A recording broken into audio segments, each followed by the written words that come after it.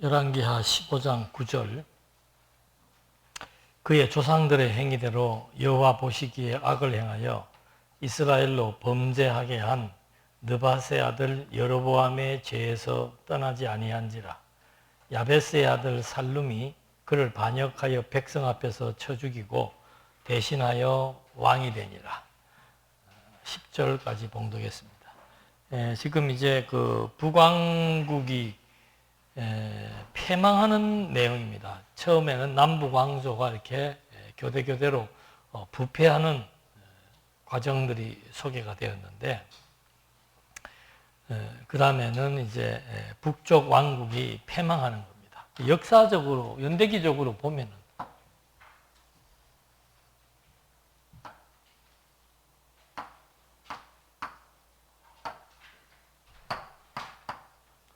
여기에 이제 북왕국이 이제 완전히 멸망하는 거죠. 아수르한테. 그때 이제 왕이 호세아입니다. 마지막 왕이 호세아인데 지금 이제 한 이 정도로 온 거예요. 이 정도로 와서 하는데, 북왕조의 패망을 먼저 얘기하는 이유는 뭐 역사적으로 북왕조가 먼저 패망을 하는 거죠. 그 다음에 남왕조가 이제 오늘 하는 게 왕조에 대한 혼란들이 나옵니다. 왕조의 혼란. 북왕조의 혼란이 먼저 있고 그 다음에 북왕조의 패망이 있고, 그런 상황 가운데서 다윗 왕조는 하나님이 보호한다 하는 것이 이제 열왕기서 후반부의 내용인데, 요게 609년도 그 다음에 538년도 엄밀히 말하면은 다윗 때부터 하나님이 이렇게 쭉 섭리를 해오고, 사실은 솔로몬 때부터 시작해서 범죄는 연속되는 거죠. 지금 이 부패의 핵심 내용은 다른 것 없습니다. 우상 숭배하는 거예요. 산당 제사를 드리는 겁니다. 그러니까 성전이 있어도 남쪽은 성전 안에서 이방신을 섬기는 그런 혼합 종교의 형태를 띠고, 북쪽은 또 산당을 지어놓고 거기다가 여호와의 이름도 부르고 아세라의 신도 섬기고, 남쪽도 마찬가지예요. 성전에서 여호와의 이름도 부르고 다른 신의 이름도 부르는 그런 혼합 종교의 부패 상황이 솔로몬 때부터 시작이 되어가지고, 하나님께서 북쪽은 패망을 시키는데 남쪽은 보호한다. 보호의 정점은 이제 요 포로에서 회복되는 시점까지가 뭐 엄밀히 말하면 보호라고 볼 수 있죠. 그 다음에 북쪽은 722년도에 패망을 하는 거. 여기 과정에 있어서의 남북의 범죄는 우상 숭배라고 하는, 이것이 이제 기본적인 그 흐름입니다. 그런 흐름인데, 하나님께서 북쪽 왕조를 패망시키는 것은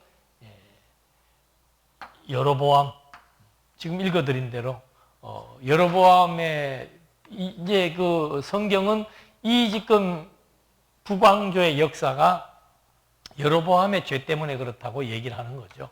여로보암의 죄라는 것은 왕조를 이탈을 해가지고 나라를 세워서 왕조 이탈이라고 하는 것이, 이 의미를 모르면은 사회학적으로 성경을 푸는 사람들은 북왕조가 도리어 더 정당성이 있지 않는가, 백성들을 위해서, 백성들을 잘 먹이기 위해서 나라를 만들어서 북으로 올라갔는데 왜 북왕조가 잘못된 거냐라고 사회학적으로 보면은 그런 얘기를 할 수 있지요. 근데 성경은 사회학적 관점으로 접근하는 게 아닙니다. 하나님이 왜 북쪽은 망하게 하고 남쪽은 보호하시는 거예요? 왜 북쪽은 망하고 남쪽은 보호하시는 겁니까? 무슨 약속? 딱 다윗과의 약속이 중요한 이유는 뭡니까? 그런 대답은 내가 하지 마라 그랬지. 하나님이 여호와라는 것은 전체를 다 포괄하는 중심 개념이에요. 이제 이런 건 직접적인 대답을 해야 되죠. 남쪽을 보호하는 이유는 다윗과의 언약 때문에.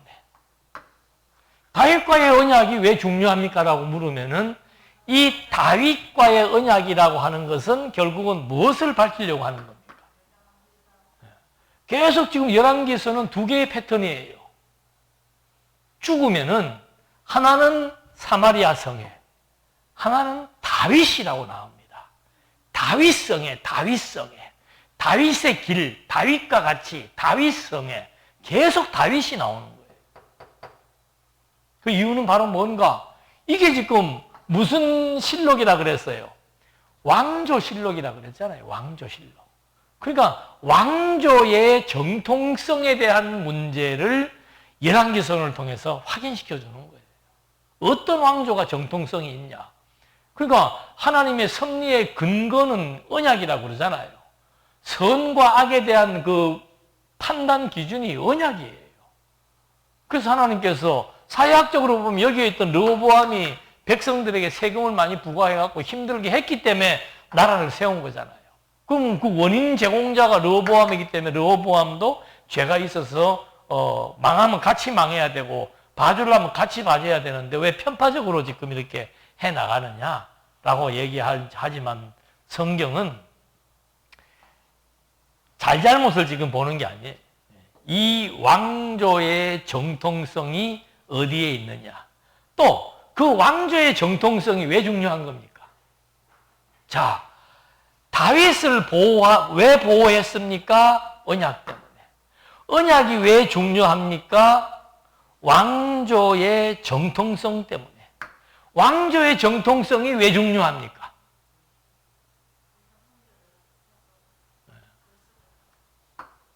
또 그리스도까지 가면 안 돼요. 왕조의 정통성이 중요한 것은 이 왕조가 또다시 얘기가 되는 거예요.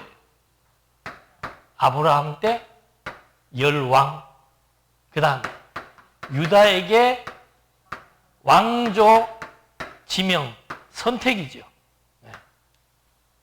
그 다음에 이제 다윗 때 와서 하나님의 이 유다의 지파를 따라서, 그러니까 여러분 그 다윗을 세울 때 누구를 먼저 세웁니까? 이게 굉장히 중요한 말이에요. 이 말에 대해서 모세가 얘기했잖아요. 너희가 다른 나라처럼 왕을 세우려고 한다면은 하나님이 선택한 사람을 왕으로 세우라. 자, 사울도 하나님이 선택했고 지명했잖아요. 하나님이 세웠고 다윗도 세웠잖아요. 근데 모세가 하나님이 선택한 왕이라고 하는 것은 지난 시간에 뭐라고 그랬어요? 이 지파를 말하는 거예요. 지파. 하나님이 선택한 왕조. 그래서 이 왕조의 정통성은 어디에 있다? 언약에 있다는 겁니다. 언약에. 그 언약을 통해서 언약이 왜 중요한가? 그게 언약이 뭐라고 그랬습니까? 하나님의 존재를 우리에게 확증시키는 원리이기 때문에 중요하다 그 말이에요.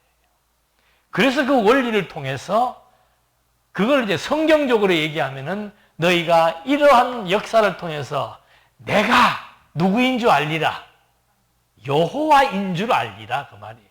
하나님이 아니고. 예? 여호와인 줄 알리라. 예. 제가 그 고등학교 다닐 때 우리 채플 시간도 있고 아펜셀라가 세운 학교란 말이에요. 일주일에 한 번씩 성경 공부를 너무너무 재미없었어. 예. 막 시험 칠 때 되면 막 하나님, 예수, 또 어떤 데는 그리스도 하면 한 7, 80점은 맞더라니까. 예. 그래서 거기서 그렇게 대답하면 안 돼요. 직접적으로 계속 추적을 해 들어가야 이제 제일 마지막에 나오는 게 뭐예요? 내가 여호와인 줄 압니다.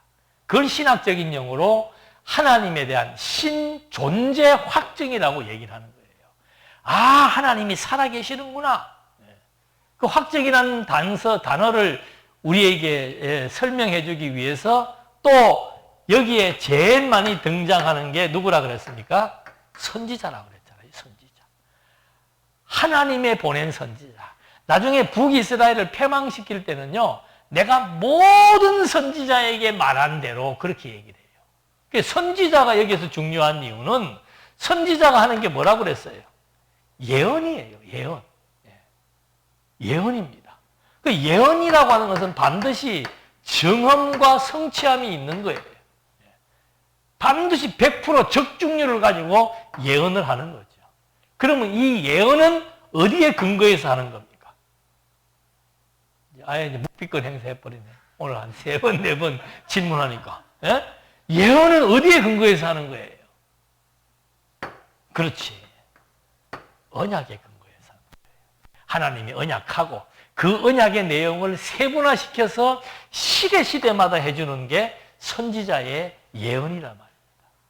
그러니까 예언이나 언약이나 다 같은 원리예요. 궁극적으로는. 예언이 그대로 이루어지는 것을 통해서 내가 여호와인 줄 알리라.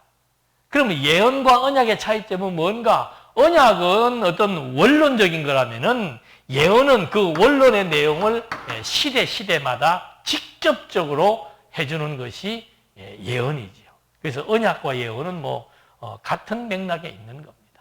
그래서 지금 이런 맥락 속에서 왕조에 이제 혼란이 생겼는데, 북왕조에 혼란이 생겼는데, 북왕조의 혼란은 뭔가 하면은 반역이에요, 반역. 그러니까 이 남북의 차입정 중에 하나가 뭔가 하면은 북왕조는 반역의 정치, 남왕조는 계승의 정치예요. 한쪽은 계속 반역이 일어나서 3, 4대마다 대가 끊어지는 역사가 나오고, 남쪽은 똑같이 범죄를 하고 가끔 가다가 반역이 있어도 남쪽은 아들로 계승되는 역사가 나온다는 거죠. 여기는 아들이 단절되고 반역을 통해서 단절이 되고, 여기는 계승이 된다는 것이 남과 북의 섭리의 차이점입니다. 그리고 이제 여러분들 주의 깊게 보신 분은 알겠습니다만 계속 중복되는 용어가 뭔가 하면은, 여기는 느밧의 아들 여로보암의 길을 따라, 여기는 다윗의 길을 따라. 완전히 이제 차이가 납니다. 그 다음에 여기는 예루살렘, 여기는 사마리아. 사마리아에 묻히고 여기는 다윗성에 묻히고, 이게 이제 다르는 거죠. 이게 다윗성이라고 하는 것은 언약의 상징적인 장소입니다. 다윗이 언약의 중심 인물이었기 때문에. 사마리아성은 뭐예요? 반역의 상징적인 장소죠. 반역의 상징적인 장소. 이런 것들이 이제 계속 중복되면서 설명이 되고 있습니다. 그래서 먼저 그 반역에 대한 내용 보면은 북이스라엘의 정치적인 혼란, 그건 딴 거 없습니다. 서로 반역의 정치. 그래서 예후 때 하나님께서 예언을 했습니다. 예후 보고 네 왕위가 4대째 갈 것이라고 예언을 했는데, 예후 때는 진짜 4대로 갑니다. 그리고는 이제 그 예후의 4대 손이 살롬인데, 살롬을 스가라가 죽이고 왕이 됩니다. 스가라가 예후의 아들인데 살롬이 죽이고 왕이 되죠. 그런데 살롬을 또 그 다음에 므나헴이 죽이고, 살롬은 한 달밖에 정치를 못해요.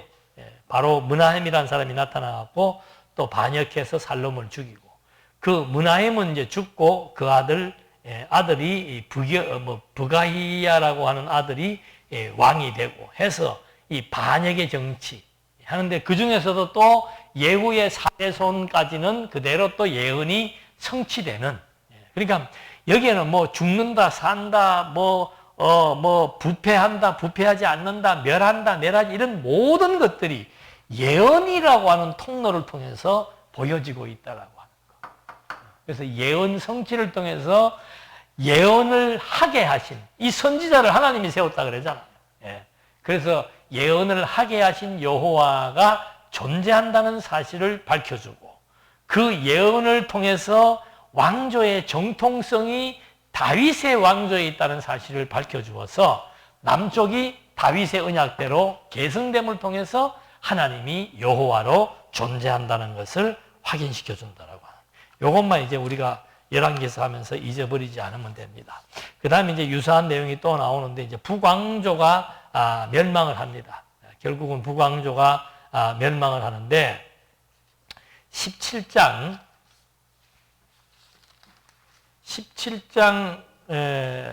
17절 한번 보십시다.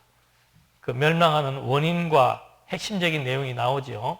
17절에 보니까 또 자기 자녀를 불 가운데로 지나가게 하며 복술과 사술을 행하고 스스로 팔려 여호와 보시기에 악을 행하여 그를 경노하게 하였으므로 여호와께서 이스라엘에게 심히 노하사 그들을 그의 앞에서 제거하시니 오직 유다 지파 외에는 남은 자가 없으니라. 그리고 유다도 역시 그들의 하나님 여호와의 명령을 지키지 아니하고 이스라엘 사람들이 만든 관습을 행하였으므로 여호와께서 이스라엘의 온 족속을 버리사 괴롭게 하시며 노략군의 손에 넘기시고 마침내 그의 앞에서 쫓아내시니라. 그러니까 이 북이스라엘의 그 범죄 사항에 대해서 하나님께서 치리를 하시는데 이 핵심 내용이 뭡니까? 북이스라엘은 그런 범죄로 말미암아 하나님이 이제 완전히 쫓아내 버리겠다. 나라를 없애버리겠다 그 말이죠.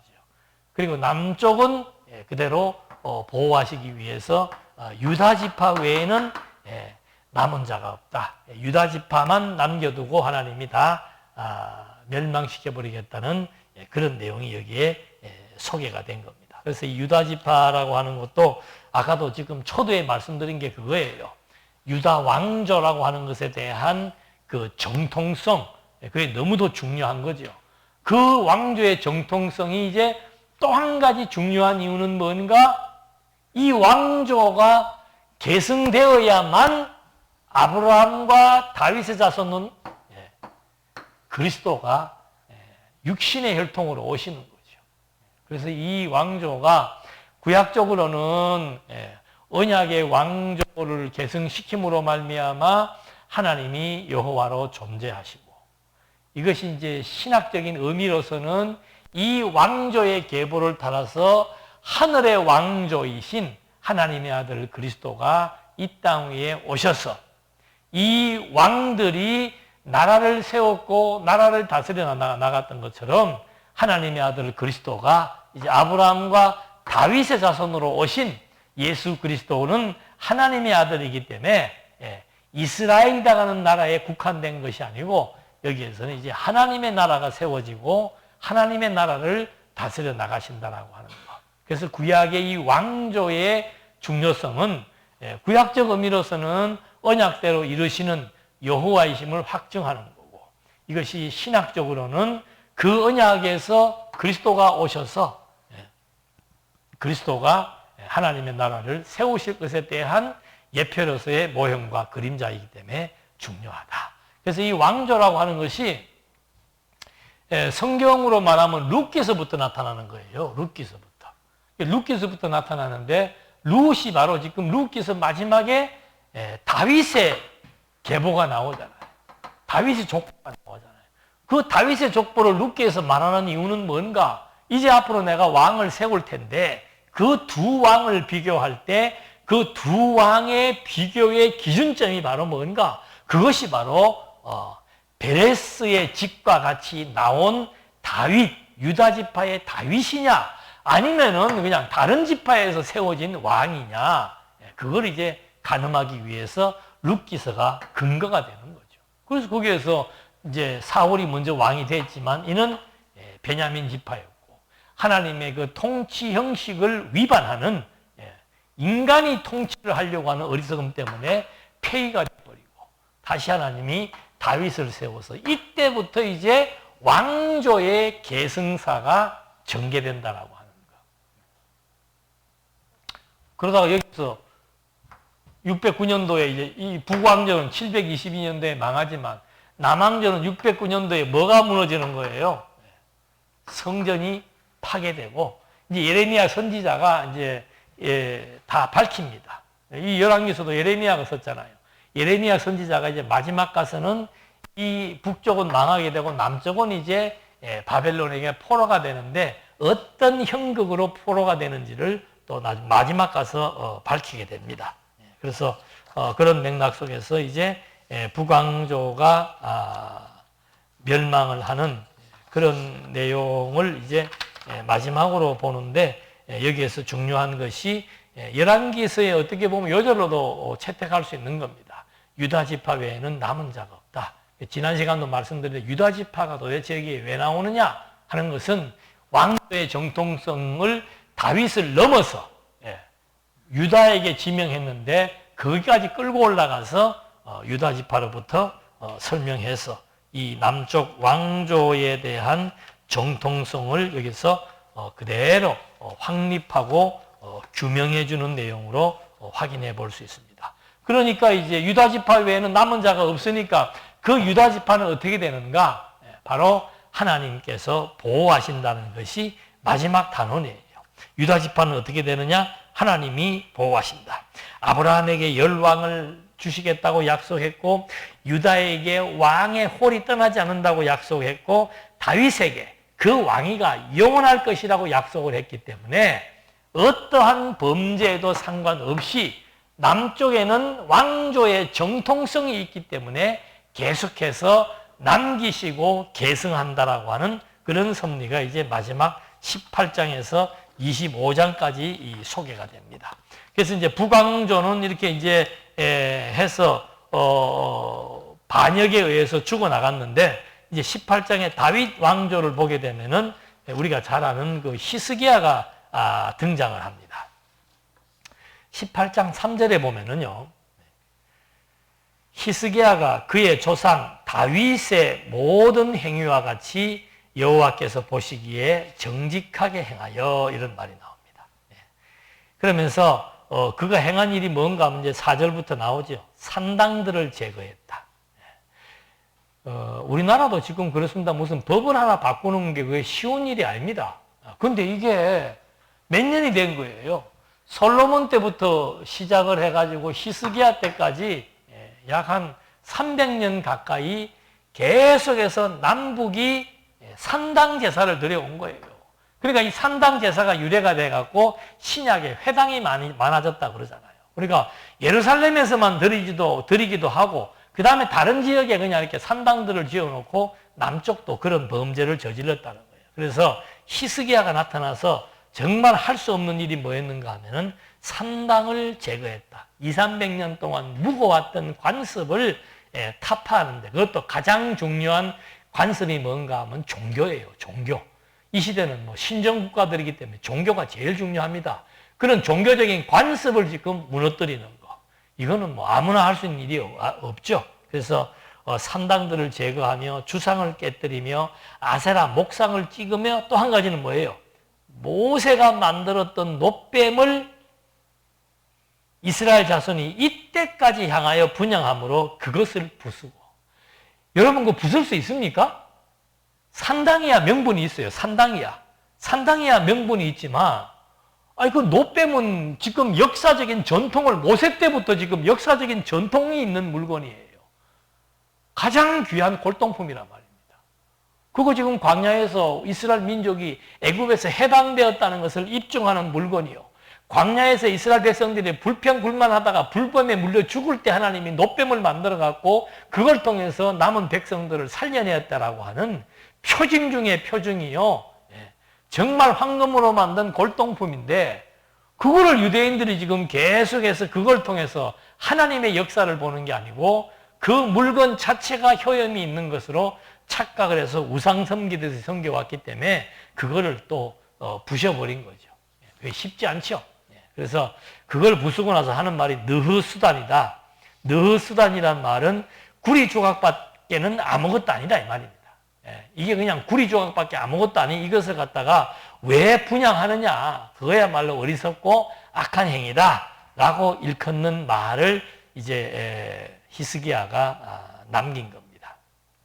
그렇게 해서 멋지게 개혁을 했는데, 하나님께서 또 그 당시에 아수르가 아주 기세가 등등할 때였어요. 근데 아수르가 북쪽을 포위하고, 북쪽을 이제 막 포위하고 거의 그 집안 다 절멸시키다시피 된 그런 상황입니다. 그런 상황에서 남쪽 유다까지 내려온 거예요. 그러면서 협박을 하는 거죠. 뭐라고 협박하는가? 이것이 하나님의 뜻이라고 얘기합니다. 여러분, 그러면 뭐라고 얘기하겠습니까? 북쪽까지 진멸시키고 남쪽 유다를 지금 와가지고 너희들 무릎 꿇으라, 이 말입니다. 하면서 하는 말이 이거 하나님의 뜻이다. 하나님의 뜻이 아니면 이런 일이 있을 수 있겠느냐라고 얘기하는 거죠. 그때 이제 히스기야가 이사야 선지자에게 묻는 거죠. 그러니까 이사야가 말하기를 19장 6절에 보면은 이사야가 그들에게 이르되 너희는 너희 주에게 이렇게 말하라. 여호와의 말씀이 너는 아수르 왕의 신복에게 들은 바 나를 모욕하는 말 때문에 두려워하지 마라. 뭐 여호와의 뜻이다라고 모욕을 했는데 그런 거 두려워하지 마라 이 말입니다. 내가 한 영을 그의 속에 두어 그로 소문을 듣고 그의 본국으로 돌아가게 하고 또 그의 본국에서 그에게 칼에 죽게 하리라 하셨느니라 하더라. 그러니까 어떤 그 예언자의 말을 듣고서는 본국으로 귀환하게 되는데 거기 가서 결국은 칼에 맞아 죽을 것이다라고 하는 말을 이사야가 예언을 해주는 거죠. 여러분 이 상황이 긴박한 게 지금도 우리나라가 남북으로 대치돼 가지고 또 지금 뭐 이북에서 별 얘기들이 많잖아요. 지금 보십시오. 여기가 남쪽이고 여기가 북쪽이에요. 근데 이 남북끼리만 싸우는 거하고 남북끼리만 싸우는 거하고 이 북쪽보다 더 막강한 아수르가 이때는 이 일대를 아수르가 다 지금 정복을 했단 말이에요. 아수르가 북쪽을 지금 침공시키고 이 턱 밑에 38선 경계에 와 있단 말입니다. 와가지고 야 너도 항복해라. 두려울 수밖에 없지요. 그때 하는 말이 두려워하지 마라 이 말입니다. 지난번도 그런 예를 들은 적이 있습니다만 지금 38선에 누가 있습니까? 북한 사람들이 있잖아요. 근데 북한보다 훨씬 강력한 중공군이 지금 북한을 지금 딱 잡아가지고 여기 지금 38선에 중공군이 있다면 우리 지금 상황이 어떻겠어요? 우리나라 사람들은 만성이 돼가지고 뭐 이북에서 뭐라 하고 해도 우리나라 사람들은 별로 겁을 안 내. 밖에 있는 외국에 있는 교포들이나 외국 사람들은 막 난리를 치는데 근데 만약에 한번 여기 중공군이 와 있다 그러면 그냥 위축될 수밖에 없는 상황이에요. 지금 히스기야도 그런 상황이란 말입니다. 그런 상황이니까 이사야한테 얘기를 하니까 이사야가 두려워하지 말라 하는 소리 하는 거예요. 걱정하지 마라. 하나님이 너한테 지금 협박했던 그놈 칼에 맞아 죽게 할 것이고 여기 지금 여기에 와 있던 것들 다 소문을 듣고 예언이지요. 예언의 소문을 듣고 다 철수하게 될 것이다라고 하는 말을 하면서 남쪽의 그 히스기야 왕을 보호하는 그런 내용으로 소개가 됩니다. 그렇게 해서 이제 히스기야의 그런 예언대로 이제 그런 일이 주어졌는데 그 다음에 또 그 히스기야가 또 예언을 합니다. 31절에 보면은 19장 31절에 남은 자는 예루살렘에서부터 나올 것이요 피하는 자는 시온산에서부터 나오리니 여호와의 열심히 이 일을 이루리다. 남쪽은 지금 아수르로부터 보호해 주겠다 그 말입니다. 32절 그러므로 여호와께서 아수르 왕을 가리켜 33절 오던 길로 돌아가고 이 성에 이르지 못하리라 하였으니 이는 여호와의 말씀이시라. 여호와의 말씀대로 앞에도 예언했지요. 여호와의 말씀대로 아수르는 퇴각할 것이다. 그리고 예루살렘 성을 건드리지 못할 것이다. 그런데 중요한 것은 뭔가? 34절. 내가 왜 그랬는가? 이 성에 이르지 못하리라 하였으니 이는 이게 중요하죠. 왜 그렇게 하나님께서 그 아수르에게 소문을 듣고 다시 퇴각시켜 버렸는가? 이는 여호와의 말씀이시다. 내가 나와 나의 종 다윗을 위하여. 그러니까 남쪽을 북쪽은 멸망 이제 직전에 와 있는데 바로 멸망할 거예요. 남쪽은 멸망시키지 않고 퇴각시키는 이유가 바로 뭔가? 나와 그 말이에요. 여호와와 다윗을 위하여. 여호와께서 다윗에게 네 왕위가 영원할 것이라고 약속해 주었잖아요. 그래서 그것을 위해서 내가 아수르로부터 남쪽 유다를 보호하시겠다 해놓고는 바로 35절에 이 밤에 여호와의 사자가 나와서 아수르 진영에서 군사 18만 5천 명을 친지라. 아침에 일찍 일어나 보니 다 송장이 되었더라. 여러분 이스라엘 민족이 애국 홍해 바다를 건널 때도 유대인이 애국 군대하고 전쟁 쳤어요? 아니에요. 흑암이 꽉 들어와가 자기들끼리 칼싸움해갖고 다 죽여버린 거예요. 그러니까 우리가 생각할 때는 우리는 눈에 보이는 것만 가지고 지금 생각을 하잖아요. 애국에서 해방될 때도 흑암이 덮어가지고 애국 군대를 서로 혼미하게 만들어서 자기들 칼에 자기가 죽게 만들어버리고, 여호수아로 하여금 가나안 땅을 정복할 때도 하나님의 군대가 나타나서 이제 하나님의 군대가 가나안 땅을 정복하겠다고 선언하신 대로 여러 가지 표적들을 통해서 하신 것처럼 여기 지금 남쪽을 보호하시는 이유가 뭔가? 하나님 여호와와 다윗을 위하여, 이 말은 그들과 세운 언약을 지키심으로 하나님이 여호와이시고 다윗의 왕조가 계승된다라고 하는 사실을 확인시켜 주는 겁니다.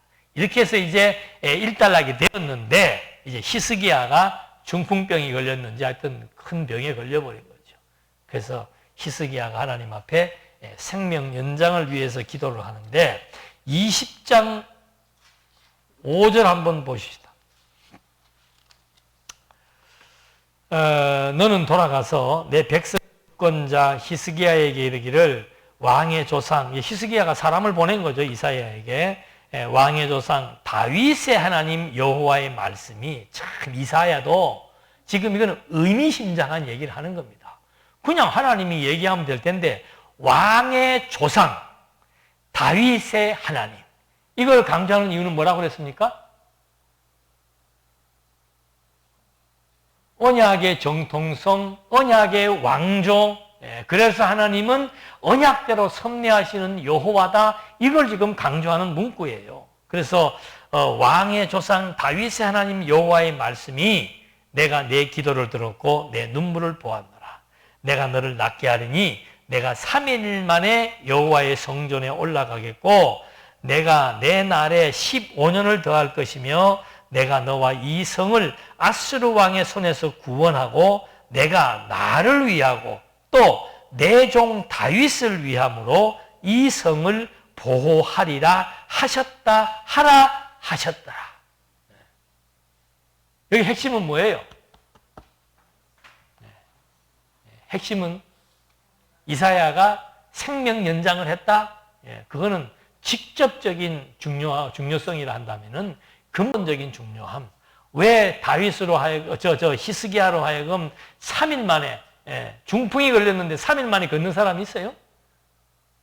3일 만에 걸어서 성전으로 올라가게 할 것이며, 이 예루살렘을, 바로 이 성을, 예루살렘 성을 아수르로부터 보호하겠다. 그 이유는 내 종 다윗을, 나를 위하고 내 종 다윗을, 앞에서 지금 반복해서 그 얘기가 나오고 있는 것을 확인해 볼 수 있습니다. 그러니까 히스기야의 병을 고치고 히스기야의 생명을 연장시킨 것은 여기 나오잖아요. 뭐 히스기야가 막 물론 기도도 했지요. 그러나 기도가 근본적인 원인이 아니라는 거예요. 히스기야가 병을 낫고 생명이 연장된 근본적인 원인은 뭔가? 여호와를 위하여, 다윗을 위하여, 바로 그렇게 했다라고 하는 말을 해주면서 16절에, 이제 20장 16절에 보면은 히스기야가 실수를 하죠. 사신들이 왔을 때 그걸 보여주게 되는데, 이사야가 히스기야에게 이르되 여호와의 말씀을 들으소서.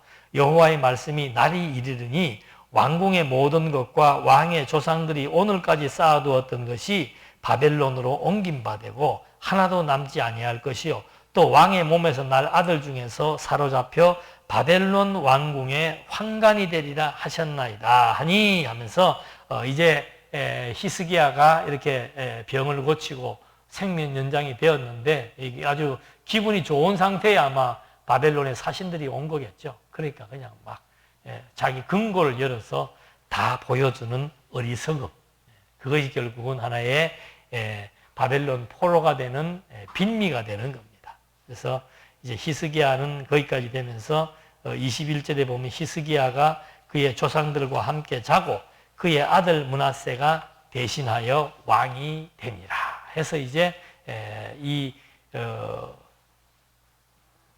다윗 왕조가 존속을 하는데, 이제 히스기야 시대에 어떤 일을 통해서 존속되었는지를 확인해 본 겁니다. 그러니까 히스기야의 중요한 사건은 뭔가? 아수르가 지금 여기 침공해 왔을 때 하나님께서 히스기야는 두려워하지 말라. 너 때에 이 나라를 아수르로부터 보호하겠다. 그 이유가 뭐라고 그랬습니까? 여호와를 위하여, 다윗을 위하여. 근데 또 히스기야가 병이 들고 죽게 되었습니다. 근데 병만 고친 게 아니고 15년 생명까지 연장시켜 주었는데 그 이유가 또 뭐라고 그랬습니까? 나를 위하여, 다윗을 위하여. 나를 위하여, 여호와를 위하여, 다윗을 위하여라고 하는 말은 어떤 의미가 담겼다고요? 왜 여호와와 다윗을 위해서 히스기야를 살려두는가? 그게 바로 왕조의 정통성을 계승시키려는 데 있는 거죠. 히스기야가 아들이 없잖아요. 그래서 히스기야를 죽지 않고 살려두어서 결국은 히스기야의 아들로 말미암아 왕위가 계승되게 하시는 하나님의 섭리 역사. 다윗 왕조의 정통성을 계승하심으로 말미암아 이것이 하나님의 언약이잖아요. 그래서 하나님은 언약대로 성취하시는 여호와로 살아 존재하신다. 지금도 똑같아요. 지금도 우주와 만물을 창조하시고 오늘 오전에 바울이 그러잖아요. 이게 창세전부터 감추어진 비밀이라고. 예? 우리를 하나님 백성으로 선택했고 믿음을 주어서 그리스도를 믿게 하고 새 생명을 얻게 해서 하나님의 자녀로 하나님의 교회로 하나님의 지체로 삼아주신 이것은 바로 하나님이 창세전 그리스도를 중보로 해서 세우신 언약의 결과라 이 말입니다. 이스라엘의 이 300년의 역사가 다윗과의 세운 언약 때문에 하나님이 이렇게 섭리하신다는 사실을 확인했다면은 오늘 다윗보다도 더 우월하신 그리스도를 통해서 세우신 언약을 여호와 하나님이 지금도 우리의 삶의 전반을 주도적으로 지배해 나가시면서 이끌어 나가신다라고 하는 사실. 두려워하지 말라. 히스기야에게 두려워하지 말라고 말씀하신 이유가 바로 뭔가? 하나님은 언약을 이루시는 여호와이기 때문에 오늘을 살아가는 우리들에게도 두려워하지 말라고 말씀하시는 이유가 뭔가? 하나님은 영원한 언약을 영원히 성취하시는 영원하신 분으로 지금도 살아 존재하시기 때문에 그래서 우리가 해결할 일 없어요. 하나님이 다 때를 따라 아름답게 이 아수르를 퇴각시키는 하나님, 천사를 보내갖고 18만 5천 명을 다 죽이시는 하나님, 아무리 상대적으로 비교해가지고 된다 안 된다 말할 필요가 없는 거예요. 여러분 상대적인 비교와 평가가 그만큼 이스라엘 백성들이 왜 38년 동안 광야 생활을 합니까? 왜 20세 이상 된 사람을 광야에서 다 죽이는 거예요? 하나님의 약속에 대한 불신이에요. 가나안 땅을 준다고 했으면 그 땅에 사는 원주민들이 아무리 막강해도 가나안 땅을 간다니까요. 나를 위하여, 다윗을 위하여, 나를 위하여, 이때는 나를 위하여, 모세를 위하여겠지요. 네. 나를 위하여, 모세를 위하여. 왜? 내가 어떻게 할 것을 모세를 통해서 지금 계속해서 말해주고 있잖아요. 반드시 정복한다는데 거기에 있는 사람들은 완전히 거인족들이라서 우리가 갈 수가 없습니다. 언약의 불신은 하나님의 존재에 대한 불신이에요. 그래서 그들을 38년 동안 광야 생활을 시키잖아요. 하나님 언약대로, 그래서 우리가 하나님을 믿는 거예요. 믿을만 하잖아요. 구약의 역사를 공부하는 이유는 뭔가? 이게 사실이에요, 사실. 역사적 사실이란 말입니다. 믿을만 하잖아요. 능력도 믿을만 하고 그가 하시는 약속도 그대로 다 지키시는 분이니까 믿을만 하고 그 하나님이 우리 개개인으로 보면은 자녀라고 인쳐주신 것이고 우리 모두를 보면 그리스도의 몸으로 만들어주신 것이고 그리스도의 교회로 세웠다는 것. 이 피조 세계, 이 피조 만물 중에서 가장 하나님의 관심은 어디에 있겠습니까? 당신의 아들에게 있지요. 당신의 아들에게. 그게 교회입니다. 그래서 어떤 문제가 발생하고 어떤 일이 주어진다 할지라도 염려할 것 없는 것은 하나님이 때를 따라 아름답게 길을 준비해 놓고 인도하신다는 사실. 이것이 언약 백성들로 하여금 믿음을 키워나가시고 하나님을 경외해 나가시는 방식이라는 거 확인해 봤습니다. 기도하시겠습니다. 은혜와 사랑이 풍성하신 하나님 아버지, 이스라엘 역사를 통해서 하나님의 살아계심을 확인해 봅니다. 이스라엘 역사를 통해서 하나님은 언약을 중요시하시고 그 언약을 이루심으로 말미암아 여호와로 존재하신다는 사실을 또 한 번 확증해 봅니다. 우리 이 땅에 살면서 여러 가지 많은 것들이 우리를 심란하게 하고 혼란스럽게 하고 때로는 염려하게 할지라도 하나님 여호와의 심이 살아계시고 그분이 우리와 함께 하신다는 이 사실이 우리들로 하여금 힘있게 살아갈 수 있도록 해주는 지혜가 될 수 있게 역사해 주시옵소서. 예수님의 이름으로 기도드립니다. 아멘.